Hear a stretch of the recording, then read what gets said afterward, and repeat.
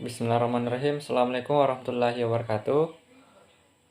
Perkenalkan, nama saya Jumadil dari kampus Universitas Muhammadiyah Bone, Prodi Pendidikan Ekonomi.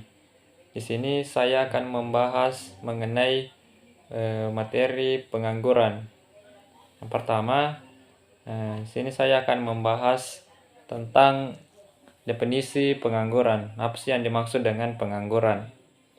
Jadi pengangguran atau tunakarya adalah suatu istilah untuk orang-orang yang tidak bekerja sama sekali atau sedang mencari kerja, bekerja kurang dari 2 hari dalam seminggu, atau seorang yang sedang berusaha mendapatkan pekerjaan yang layak.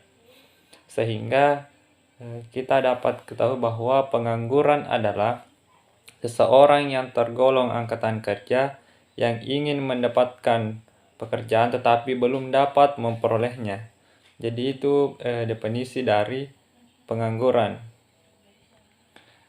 Kemudian selanjutnya jenis-jenis pengangguran. Jadi di sini terbagi atas 2. Ada berdasarkan jam kerja, ada yang berdasarkan penyebab terjadinya. Pertama, berdasarkan jam kerja. Jadi berdasarkan jam kerjanya ada pengangguran yang terselubung, yaitu tenaga kerja yang tidak memiliki atau tidak bekerja secara optimal karena suatu alasan tertentu.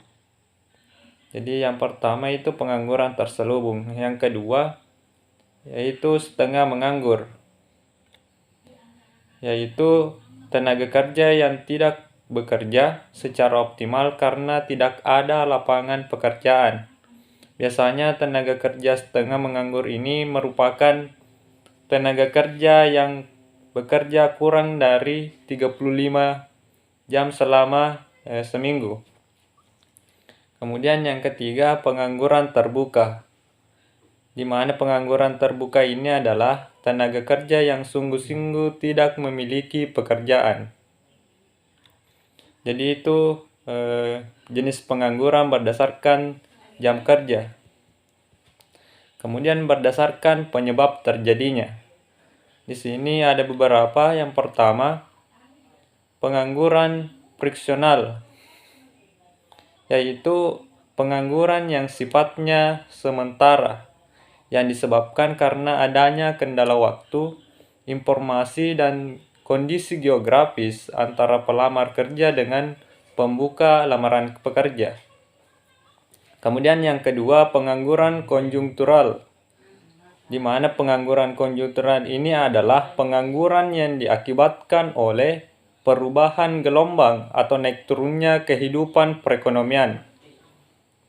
Kemudian yang ketiga adalah pengangguran struktural, di mana pengangguran struktural ini adalah pengangguran yang diakibatkan oleh perubahan struktur ekonomi dan corak ekonomi dalam jangka panjang.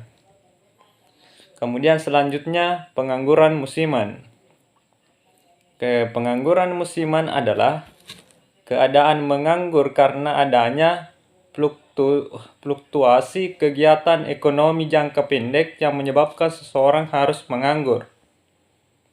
Kemudian ada yang dimaksud dengan pengangguran teknologi, di mana pengangguran teknologi ini adalah pengangguran yang terjadi akibat perubahan atau pergantian tenaga manusia menjadi tenaga mesin.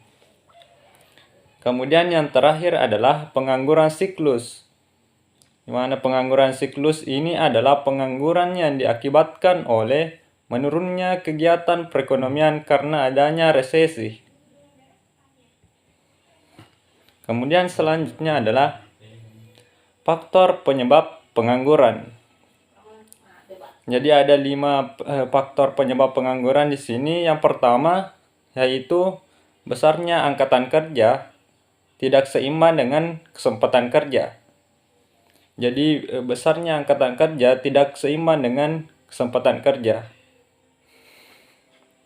Kemudian yang kedua adalah struktur lapangan kerja tidak seimbang. Yang ketiga, kebutuhan jumlah dan jenis tenaga terdidik dan penyedia tenaga terdidik tidak seimbang. Kemudian yang keempat, meningkatnya peranan dan aspirasi angkatan kerja wanita dalam seluruh struktur angkatan kerja Indonesia. Kemudian yang terakhir adalah penyediaan dan pemanfaatan tenaga kerja antar daerah tidak seimbang. Jadi itu penyebab atau faktor penyebab dari pengangguran. Kemudian dari pengangguran ini akan mengakibatkan beberapa faktor, baik bagi perekonomian negara maupun bagi masyarakat. Jadi akibat pengangguran ini akan berdampak pada perekonomian negara dan bagi masyarakat juga. Nah, akibat dari pengangguran bagi perekonomian negara adalah yang pertama, menurunnya pendapatan per kapita. Jadi pengangguran ini akan menurunkan pendapatan per kapita. Kemudian yang kedua, akan menurunkan pendapatan pemerintah yang berasal dari sektor pajak. Kemudian yang selanjutnya adalah meningkatnya biaya sosial yang harus dikeluarkan oleh pemerintah. Jadi itu faktor atau akibat pengangguran bagi perekonomian negara. Kemudian bagi masyarakat, akibatnya yaitu yang pertama, pengangguran merupakan beban psikologis dan psikis. Kemudian yang kedua, pengangguran dapat menghilangkan keterampilan karena keterampilan itu tidak digunakan dan apabila tidak bekerja. Kemudian yang terakhir adalah pengangguran akan menimbulkan ketidakstabilan sosial dan politik. Nah, kemudian selanjutnya sini kita dapat melihat grafik pengangguran di Indonesia dari tahun 2018 sampai tahun 2021. Nah, di sini dapat kita lihat pada tahun 2018 jumlah pengangguran itu 5,34%. Sedangkan di tahun 2019 jumlah pengangguran agak menurun menjadi 5,28%. Kemudian di tahun 2020 meningkat menjadi 7,07%. Kemudian di tahun 2021 mengalami penurunan, yaitu menjadi 6,49%. Nah, dapat kita lihat bahwa pada tahun 2020 ke 2021 itu mengalami penurunan jumlah pengangguran di Indonesia. Kemudian yang terakhir, bagaimana cara mengatasi pengangguran? Nah, ada beberapa cara. Yang pertama di sini yaitu membuka lapangan pekerjaan. Jadi dengan membuka lapangan pekerjaan maka otomatis akan mengurangi yang namanya pengangguran. Kemudian yang kedua, memperbaiki kondisi ekonomi makro. Nah, dengan bertumbuhnya perekonomian maka akan menumbuhkan atau membuka lapangan pekerjaan sehingga pengangguran dapat mendapatkan pekerjaan tersebut. Kemudian membuat program pelatihan dan pendidikan. Nah, dengan melakukan pelatihan dan pendidikan maka potensi yang didapatkan atau dengan pelatihan dan pendidikan ini akan meningkatkan potensi bagi masyarakat yang sedang menganggur untuk mendapatkan pekerjaan. Kemudian yang keempat, menyediakan informasi lowongan kerja.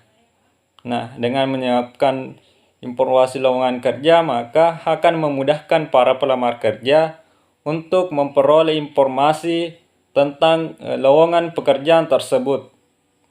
Kemudian yang kelima, pemberian subsidi ketenaga kerjaan.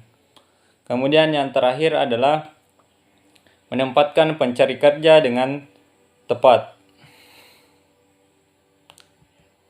Baik, mungkin itu saja presentasi dari saya. Terima kasih atas perhatiannya. Assalamualaikum warahmatullahi wabarakatuh.